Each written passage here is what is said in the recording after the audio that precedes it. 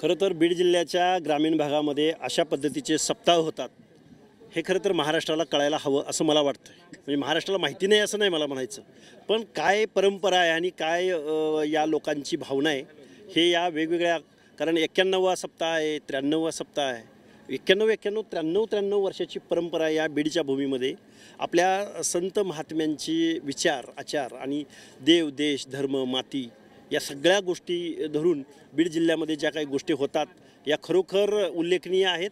आणि या कार्यक्रमात सहभागी झाल्यावर माणसं किती प्रेमळ आहेत, माणसांचं बोलण्याचा बघण्याचा दृष्टिकोन हा या अशा सप्ताहाच्या सहभागामधून निश्चित दिसून येतो.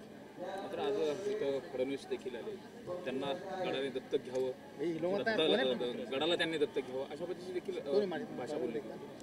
बघा, ज्यावेळी राजा म्हणजे आपल्या राजसत्तेचा प्रमुख ज्यावेळी आपल्या भूमीमध्ये येतो, आपल्या गावामध्ये येतो, आपल्या खेड्यामध्ये येतो, आपल्या माणसांमध्ये मिसळतो, त्यावेळी राजकीय सत्तेच्या प्रमुखाकडून अपेक्षा असतात गडाला दत्तक घ्यावं. इन द सेन्स त्यांना असं म्हणायचं होतं की या भागातल्या लोकांचा विकास व्हावा, या भागातल्या लोकांच्या पाण्याचा प्रश्न. आणि आपल्या उत्तरामध्ये फडणवीस साहेबांनी ते सांगितलेलंही आहे, कृष्णा कोयन्याचं अतिरिक्त पाणी जे काही पुराच्या माध्यमातून वाहून खाली समुद्राला जाऊन मिळतं ते जर लिफ्ट इरिगेशन करून जर या भागाला आलं, आणि लिफ्ट करण्यासाठी पहिला विजेचा प्रॉब्लेम असायचा, टेक्निकचा प्रॉब्लेम असायचा, पण आता विजेमध्ये सुद्धा आपण स्वयंपूर्ण होत आहोत. मग या सगळ्या गोष्टी डोळ्यासमोर ठेवल्या तर कृष्णा कोयनेचं पाणी जे अतिरिक्त वाहून जातं आहे ते जर इकडं लिफ्ट करून जर इकडं आणलं किंवा सायपन पद्धतीनं जर आणलं तर मला वाटतं निश्चित हा गड दत्तक घेणं हे शब्दशः अर्थ घ्या किंवा लौकिक अर्थ घ्या हे प्रसिद्ध हे होऊ शकतं.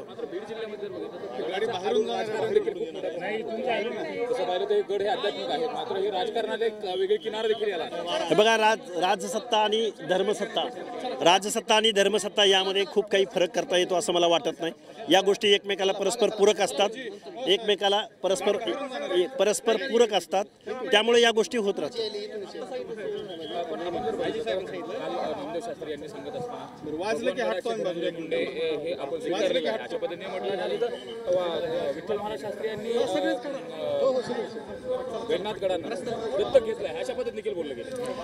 नाही, असं राजकीय विचार करण्यापेक्षा मला वाटतं एका महाराष्ट्राच्या मुख्यमंत्र्यांनी इथं येणं आणि एवढ्या सगळ्या जनसमुदायाला अस्वस्थ करणं असं आपण सकारात्मक दृष्टिकोनातून पाहू. किमान या सप्ताहाच्या निमित्तानं का होईना इथल्या समस्यावर मुख्यमंत्री महोदयांनी आपलं मनोगत व्यक्त केलेलं आहे. त्यामुळे आपण प्रत्येक वेळी राजकारण करण्याची आवश्यकता नाही. आपल्याला विकासाच्या माध्यमातून काही प्रोजेक्ट्स जर मुख्यमंत्र्यांच्या तोंडून येत असतील तर मला वाटतं हा या सप्ताह आयोजकांचा आणि निमंत्रकांचा उद्देश सफल झाला असं मला वाटतंय.